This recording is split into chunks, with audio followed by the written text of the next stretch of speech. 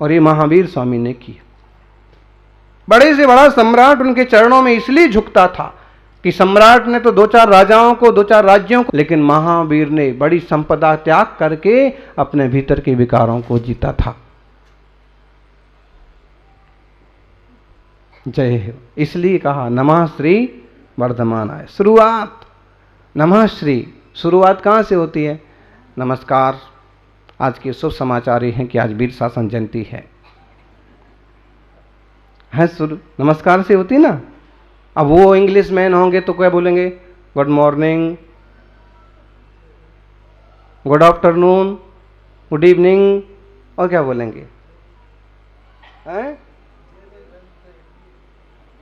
समझदार होंगे तो बोलेंगे नमस्कार। संस्कृत का शब्द है, यहीं से शुरुआत हुई है। ये समाचार शुरू हो रहा है अभी अपने जिंदगी का। नमः श्री वर्धमानाय। वर्धमान भगवान महावीर स्वामी को नमस्कार। बीच में श्री है, नमः श्री। श्री क्यों? बोले अंतरंग बहिरंग लक्ष्मी से सहित। माना कि उनकी अंतरंग लक्ष्मी होगी, केवल ज्ञान, केवल दर्शन, अनंत सुख, अनंत वीर्य और बहुत सारे गुण उनमें थे, लेकिन बहिरंग लक्ष्मी ऐसे दिगंबर, इनके कहाँ बहिरंग लक्ष्मी कहाँ है? बहिरंग लक्ष्मी मतलब धन, पैसा, रुपया, सोना चांदी है। आपके पास पहनने के लिए इतनी मोटी सोने की चैन भी है, मगर हमारे पास तो कुछ भी नहीं।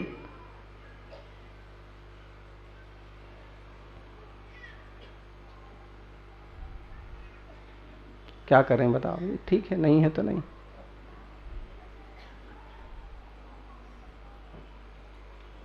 बेचारे भोले संसारी जो इसी चीज को ले लेके रोके रोके दुखी होते। उनके पास है, हम पास नहीं है।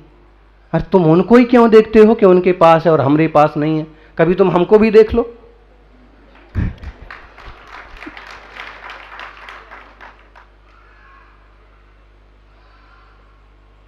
कभी हमको भी देख लो तो तुम्हें कम से कम इतना तो लगेगा, हाँ चलो हमसे भी गरीब कोई तो है।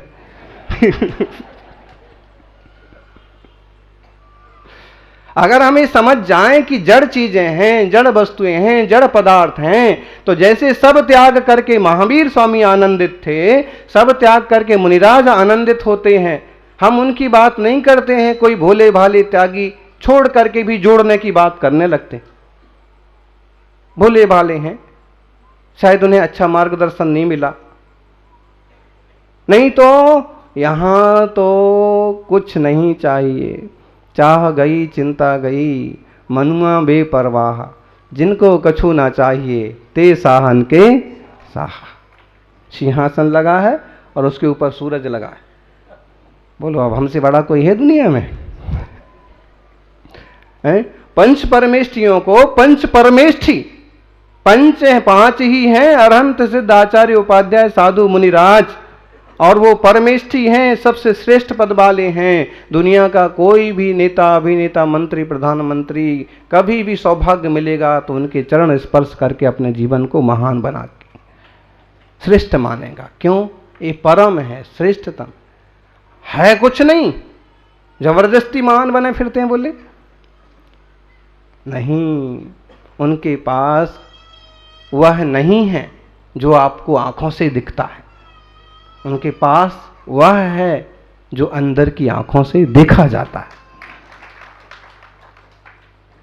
और सच्ची बात है, ये आनंद गुण है, मैत्री गुण है। पूर्व मंत्री जी सरकार के कल हैं बोल रहे थे ना,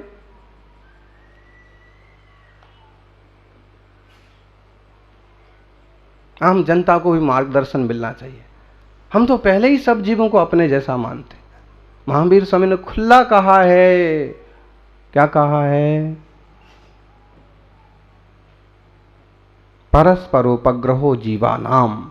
जितने सारे जीव हैं वे एक दूसरे का उपकार करें, एक दूसरे को संभालें, एक दूसरे के विकास में सहयोगी बने, वरना पिछड़ जाओगे। परम पद में इष्ट हैं, अंतरंग बहिरंग लक्ष्मी से सहित हैं। बहिरंग लक्ष्मी ज्ञानी आंखों से दिख जाती है, भीतर की लक्ष्मी तो कोई ज्ञानी ही देख पाता। ऊपर से मैल लग रहा है, मुनिराज काले काले हो गए हैं, बाल तरतीब हो गए हैं, कैसे भी दिख रहे हैं, कहीं शरीर पर कोई चोट लग गई है, कहीं कांटे लग गए हैं, और ऐसे दिख रहे हैं जैसे बिल्कुल आदिवासी। और जब उनकी दिव्य ध्वनि घिरे तो मालूम पड़ा कि ये तो अवधि ज्ञानी मुनि महाराज हैं। इनको तो जन्म जन्म की बातें मालूम है, इनको तो कोई कुछ करे उसके पहले इनके ज्ञान में आ जाता है। ओहो, इनका देह देख करके मैंने भली भूल की, इतनी बड़ी भूल। इनका देह देखा, सिर्फ इनका आत्मा देखो। ज्ञानी तो देह से ऊपर उठ गए, देह की तो परवाह नहीं है। बहुत दूर उदाहरण हम देने नहीं जा रहे आपको, आपने गुरुजी को देखा है, देह की परवाह कितनी करते थे, बोलो जी, कितनी परवाह करते थे। बैठे हैं कमरे में, बंद कमरे में, छोटी कोठरी में तो बैठे हैं, पसीना आ रहा है तो बैठे हैं, धूप आ रही है तो बैठे हैं, सर्दी आ रही है तो बैठे हैं, बस अपने जाप में, ध्यान में, चिंतन में मस्त। अपनी तकलीफ की कोई फिक्र नहीं, लेकिन कोई दीन दुखी भक्त आ गया, उसका जरूर आशीर्वाद, ठीक है। देह की परवाह भी नहीं।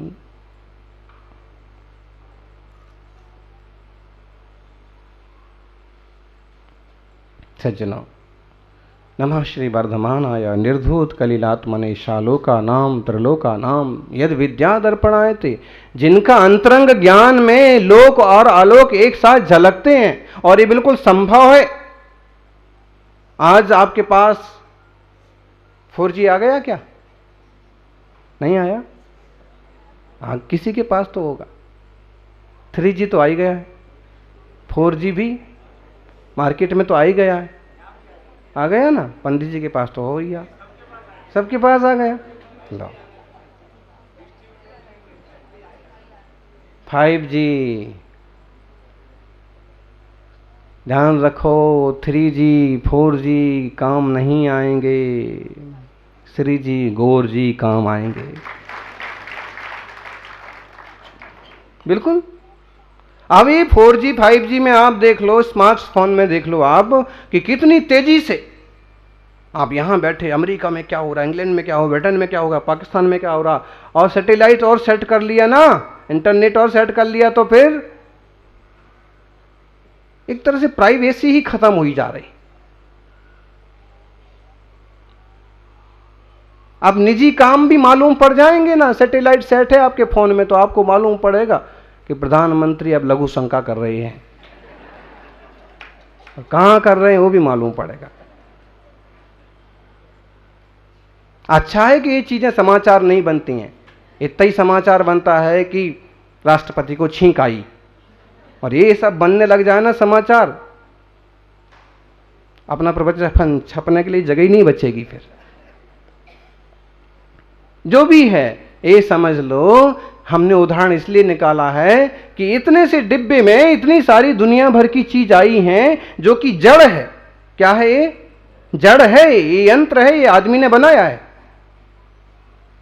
जब आदमी के बनाई हुई मशीन में इतनी पावर हो सकती है, रियली आदमी यदि पूरी तरह से विकसित होगा तो व्यक्ति के आत्मा में कितनी पावर होगी। और उसका सबसे परफेक्ट उदाहरण वर्धमान महावीर स्वामी।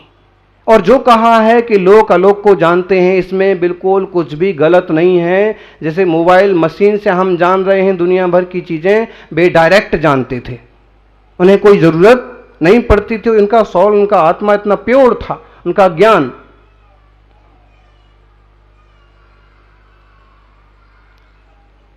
यदि विद्या दर्पणायते सालोका नाम त्रिलोका नाम।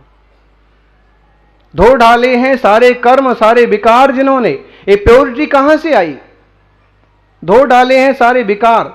सोने को जब तक पूरी तरह से न जला डाला जाए तब तक वो पूरी तरह से चमकता और निखरता भी नहीं है। उसके विकार निकालो, किट्ट कालीमा खत्म करो।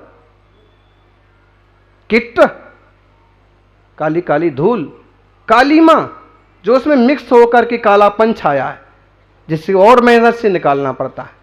ऐसे द्रव्य कर्म, भाव कर्म को जिनने निकाल दिया है, निर्धूत कलिलात्मने सा लोका नाम त्रिलोका नाम, लोक और अलोक को जानते हैं। दर्पण के समान, दर्पण में जैसे यूं साफ साफ झलकता है ना, वैसे उनके ज्ञान में सब कुछ झलकता है। हम क्या कर रहे हैं, हम सोचने लगते कि किसने देखा, लेकिन अनंत सिद्धों के ज्ञान में सब झलक रहा है। ज्ञानी कौन क्या कर रहा है, कौन छुप छुप के मिल रहा है और कौन गड़बड़ कर रहा है, कौन मिलावट कर रहा है, कौन। अब ये बात सच्ची है कि तुम कुछ भी करो उनके ज्ञान में झलकेगा, लेकिन उनको लेना देना कुछ नहीं है। क्यों? अकर्ता स्वभाव है आत्मा का, प्रत्येक जीव का। और अकर्ता स्वभाव है तो जानते देखते तो हैं, लेकिन करते धरते नहीं हैं। जो कोई व्यक्ति काफी स्थिर हो जाते हैं ना, स्थित प्रज्ञ, मान लो जैसे अब हमको ले, एक उदाहरण के लिए हम देख लेंगे कई सारी चीजें, लेकिन हमारा उसका कोई लेना ही देना नहीं है। हो रहा है जैसे चल रहा है, चलने दो। तो ज्ञाता दृष्टा तो हम बने, लेकिन करता धरता नहीं बने। ऐसे ही आत्मा जब पूरी तरह से प्योर होता है तो ऐसे ही हो जाता है कि किसी चीज में घुसता नहीं है। और अपन तो दाल भात में मूसर चंद, हमारा वहां कोई काम हो, कोई रोल हो ना हो, हम अपनी टांग जरूर घुसेड़ेंगे। टांग टूटे भले टूटे, हैं दो लोग लड़ रहे हैं और तुम बीच बचाव करने के लिए जाना चाहिए, व्यवहारिकता है, लेकिन तुम बीच बचाव करने के लिए गए और दोनों ने मिलके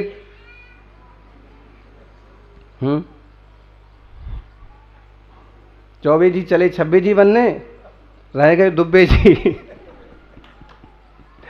इसलिए ज्यादा उलझन से कोई फायदा नहीं है। ऐसे वर्धमान महावीर को नमस्कार। वीर भगवान का शासन है, वीर शासन जयंती, श्रावण कृष्णा एकम। आज के दिन से उनकी दिव्य ध्वनि खिरना प्रारंभ हुई थी, इसलिए वीर शासन जयंती, वीर भगवान का शासन। आप कहोगे कौन सा शासन? शासन तो अभी केंद्र में बोलो तो मोदी, राजस्थान में बोलो तो गहलोत, इनका शासन है। महावीर स्वामी का शासन किधर है? ध्यान रखो, एक ऐसा शासन है, एक ऐसा शासन है जो आत्मानुशासन के बल पर चलता है। दोहरी सत्ता की बात आती ना अंग्रेजों के जमाने में, अभी कभी कभी ऐसा भी हुआ कि एक सत्ता शासन करती है, दूसरी भी समवर्ती सत्ता लोग बना लेते थे टकराव में। ये ऐसी सत्ता भी नहीं है, ऐसी स्वतंत्र सत्ता है कि हमेशा चलती है। और संसार की सत्ता तो संसार संबंधी कामों में ही रुचि लेती है, लेकिन महावीर शासन की सत्ता आत्मा के कल्याण में, शासन में रुचि लेती है, वो मार्गदर्शन करती। और एक बात, दुनिया की कोई भी सत्ता आती है, पहले समय में 50-50 साल शासन करने वाले राजा भी हो गए। आदिनाथ स्वामी की बात करो तो लाखों साल उन्होंने राज्य किया, ठीक है, और इतने बड़े बड़े राज्य करने वाले हो गए। और बाद में अब चुनाव की बात करो तो कोई सत्ता 5 साल, कोई 10 साल, कोई 15 साल और कोई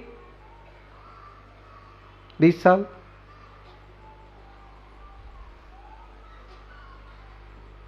और उसमें भी 5 साल सत्ता चली जाएगी, कोई जरूरी नहीं है।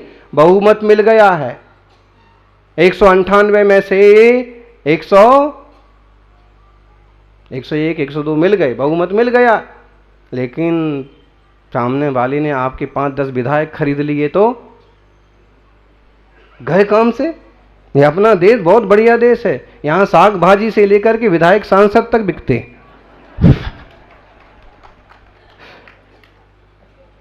अरे इस तरह की हरकतें ना बिल्कुल मतलब घटिया हरकतें हैं, और अपने प्रभाव का एक तरह से का दुरुपयोग, संपत्ति का दुरुपयोग। नहीं तो एकदम आनंद से, मौज से, सत्ताएं भी आनंद से चलना चाहिए, समझ से। जो भी है, कोई भी सत्ता 5, 10, 20 साल तक आती है और फिर चली जाती है, लेकिन वीर शासन की सत्ता आज 2500 साल होने को आए तब भी निरंतर जारी है और चलती रहेगी। जब तक, कब तक? जब तक कि पंचम काल का अंत ना हो, जब तक कलयुग का अंत होगा तब तक वीर शासन चलेगा और उसके बाद फिर एक अंतर पड़ेगा, फिर नई तीर्थंकर की सत्ता आएगी। वीर शासन और ऐसा शासन, इसके लिए बहुत सुंदर शब्द रचे हैं।